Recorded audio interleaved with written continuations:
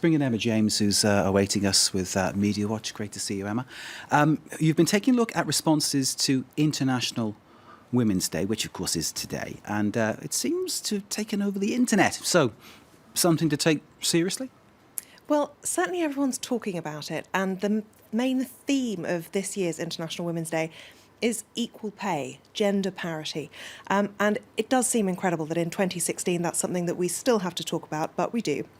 And probably one of the best things I've seen to illustrate this story is a video that was made by an Australian bank, ANZ. Now, they got some children to carry out household chores and then paid the boys more for their work than they did the girls. We've got a clip of the video that they created. Let's take a look. Why does he get $5? That's just the way it is. Women and men should have the same money. They should have 50-50. 60-60 if you want to do 120. It should just be how hard you work. If you do the same work, you should get paid the same money. What we're trying to tell you is that it's not fair that boys get paid more than girls. When I am older, I'm going to make a change. If I don't forget. So fabulous stuff. He's priceless, that guy.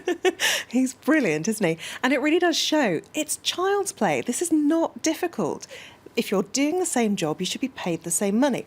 Now, if we take a look at the Guardian newspaper, they estimate that during somebody's working life, a woman will earn £300,000 less than a man who does the same job.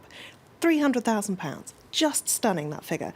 They've spoken to a women's rights organisation called the Fawcett Society, who say that this analysis is basically yet more proof of what the effect of having children does to women's careers and their earning power. They say men's careers take off, women's often stagnate or decline, and their salaries never fully recover. This, of course, doesn't explain the differences in pay when people haven't yet had children. Now, one very embarrassing story that's emerged for politicians in the United Kingdom is the UK Equalities Minister, a woman named Nicky Morgan. It's been revealed that inside her office, the men are paid £2 an hour more than the women. Any justification for that? I can't imagine what the justification might be. Le Parisien also has this cartoon on the same subject. And you too, she says to her little Barbie doll, you're paid 25% less than Ken. So there we go. Lots of talk about gender equality and pay, courtesy of Women's Day. How are media organisations marking this event? Well, it's a mixed bag, but if we take a look at the Google Doodle, because they always tend to mark the big international days with something specific, they've come up with this one, along with the hashtag #OneDayIWill, which is designed to get people talking about their aspirational hopes, their inspirational people, the dreams and ambitions, basically.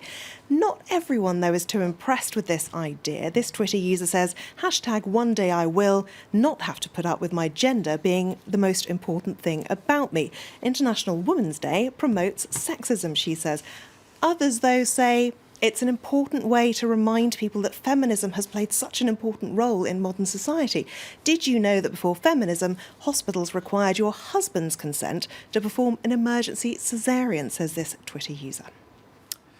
My grandmother told me that story once upon a time. Let's move on to, two women making, one woman who made a lot of money and is now in a lot of trouble in many ways. Tennis star Maria Sharapova, with her admission to failing a drug test back in January, causing a stir online, I imagine. Absolutely. And it's quite interesting that one of the topics that's come up is racism, because the match that she played in where she was caught out for using this banned substance was the Australian Open, where she faced her big opponent. There's a long-standing rivalry between them, Serena Williams, the world #1, Sharapova, the world #7. Now, Serena Williams herself has responded to this, saying that she's taken responsibility. That takes a lot of courage and heart. She's always shown courage and heart, and it's no different. However, many people on the internet feel that the reaction to Sharapova's sporting misdemeanour has been treated very lightly indeed, and they're asking questions like this. Wonder what the coverage would be like if the doping story was about Serena Williams. This Twitter user saying, Serena, if you find your game dropping, bow out gracefully. You'll never get this soft landing that the media is giving to Sharapova. This person, though, asking, how did this become a Serena black women hate Maria Sharapova situation? Well, if we look at the figures involved, you can see that there is a big difference here. We're back on the theme of inequality in pay.